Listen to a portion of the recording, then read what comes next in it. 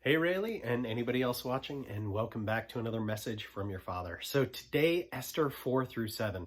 If you remember, we have been setting the stage for Esther, and we looked at a couple different characters yesterday. We looked at King Xerxes, we looked at Queen Vashti, we looked at Haman, at Mordecai, and of course, Queen Esther. So we saw the king's response to Queen Vashti's refusal to come and see him. Again, this is after months and weeks of different parties and revelries, and he gets pretty intoxicated, and due to his happiness of wine, he calls on the queen and she refuses him. So he gets angry and asks that a new queen be found, and he finds one in Queen Esther. So today we are now going to be looking at Mordecai's entreaty of Esther. If you remember, the reason for that is because Haman is now not only angry at Mordecai, that Mordecai won't bow down to him, but he's angry at all of Mordecai's people. He wants that destruction entirely of Mordecai's people. So we're going to be looking at that. We'll look at Haman's rage and what happens to Haman. And then also, what is the king going to do about this edict that he has already proclaimed? So again, all of this in 4 through 7. So chapter 4. When Mordecai learned of all that had been done, he tore his clothes, put on sackcloth and ashes, and went out into the city, wailing loudly and bitterly. But he only went so far as the king's gate, because no one clothed in sackcloth was allowed to enter it. In every province to which the edict and order of the king came, there was great mourning among the Jews, with fasting, weeping, and wailing. Many lay in sackcloth and ashes. When Esther's maids and eunuchs came and told her about Mordecai, she was in great distress. She sent clothes for him to put on instead of his sackcloth, but he would not accept them. Then Esther summoned Hakath, one of the king's eunuchs assigned to attend her, and ordered him to find out what was troubling Mordecai, and why. So Hakath went to Mordecai in the open square of the city, in front of the king's gate. Mordecai told him everything that had happened to him, including the exact amount of money Haman had promised to pay into the royal treasury for the destruction of the Jews. He also gave him a copy of the text of the edict for their annihilation, which had been published in Susa, to show Esther and to explain it to her.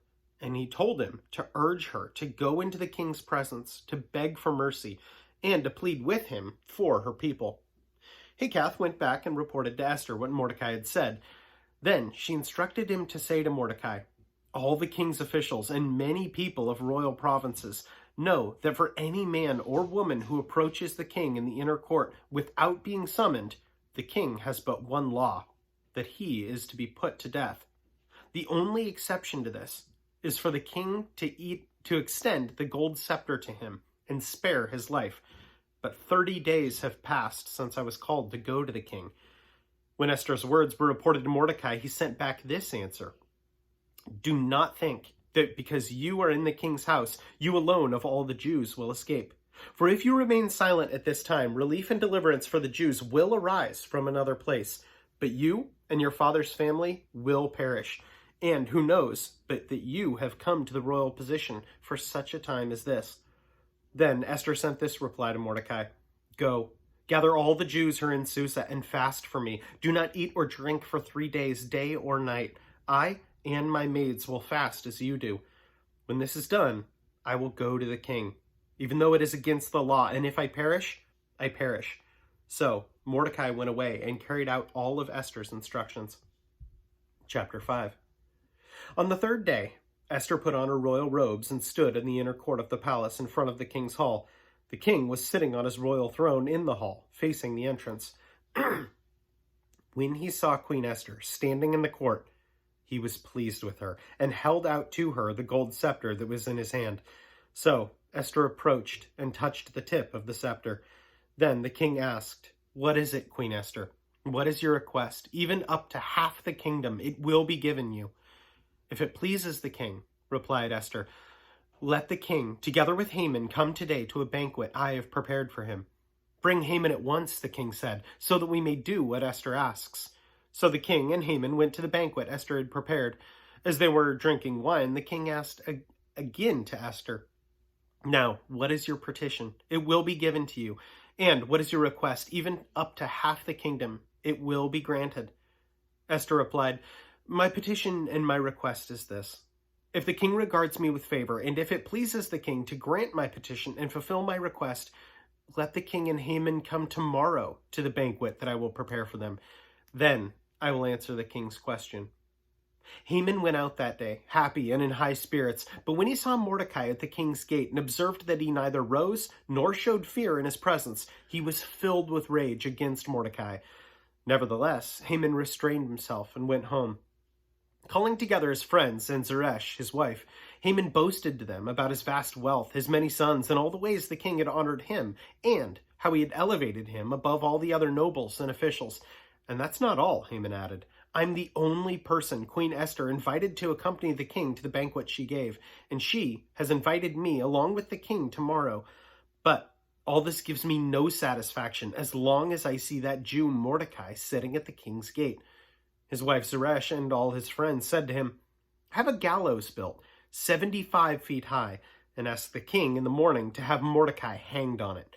Then go with the king to the dinner and be happy."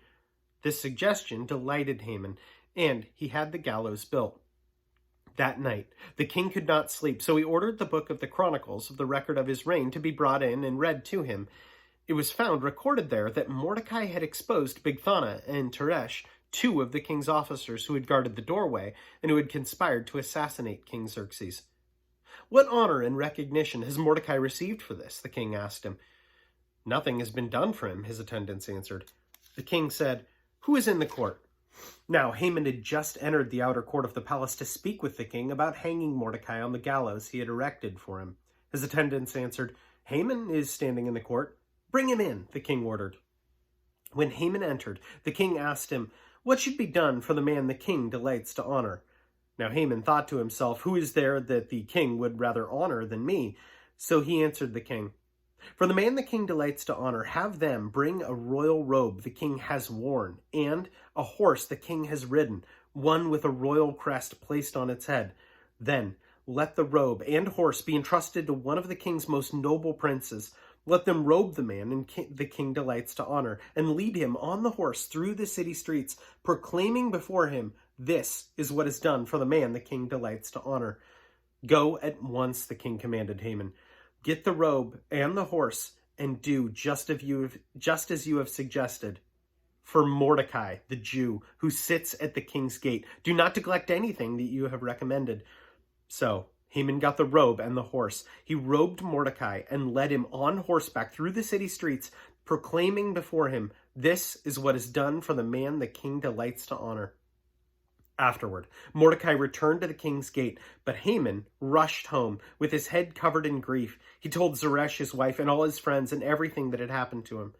His advisors and his wife Zeresh said to him, "Since Mordecai, before whom your downfall has started, is of Jewish origin, you cannot stand against him. You will surely come to ruin."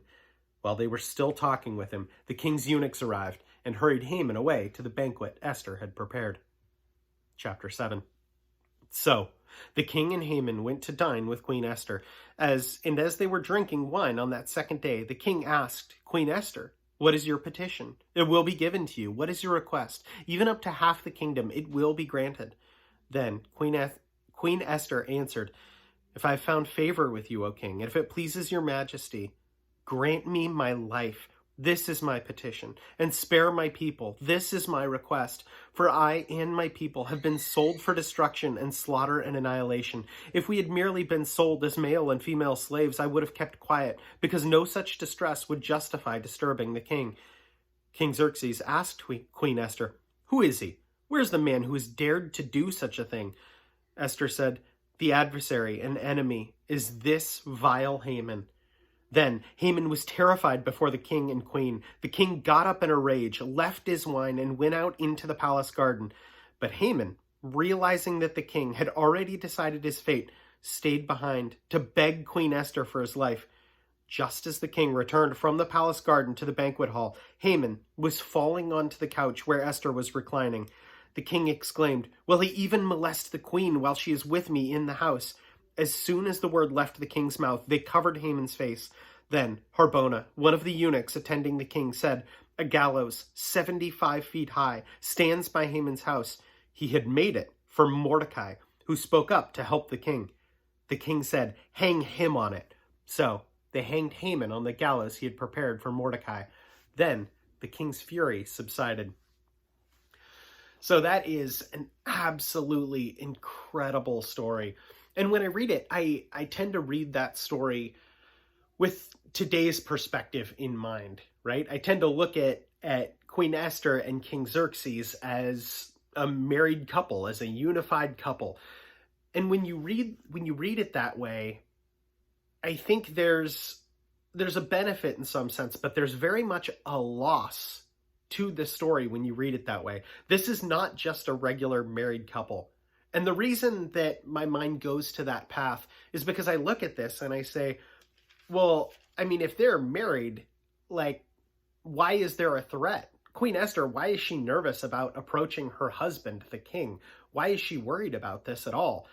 Well, chapter 4:11 speaks to that.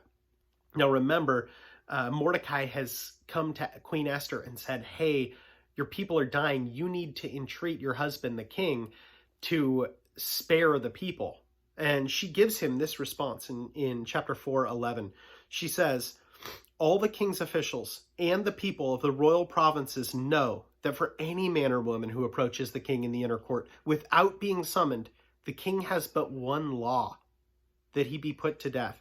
The only exception for this is for the king to extend the gold scepter to him and spare his life. But 30 days have passed since I was called to go to the king. So 30 days have passed since she was called. So she's doing something that is against the law, and she hasn't been even summoned by the king in a month. So that puts a different spin on the story.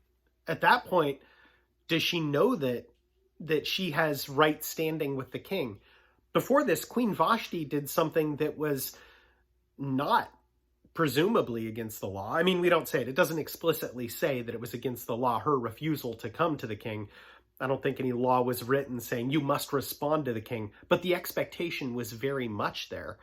But Queen Vashti didn't come to the king when he requested, and there were dire consequences. And because of this, that's why Esther is terrified and nervous. She doesn't know what the response of this is going to be.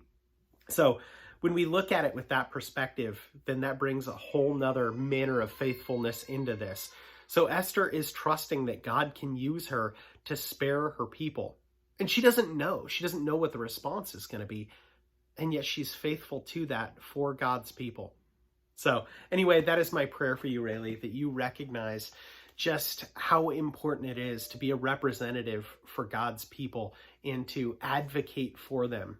That doesn't mean individually that we won't have some differences here and there, but so important to be an advocate for God's kingdom and for his people.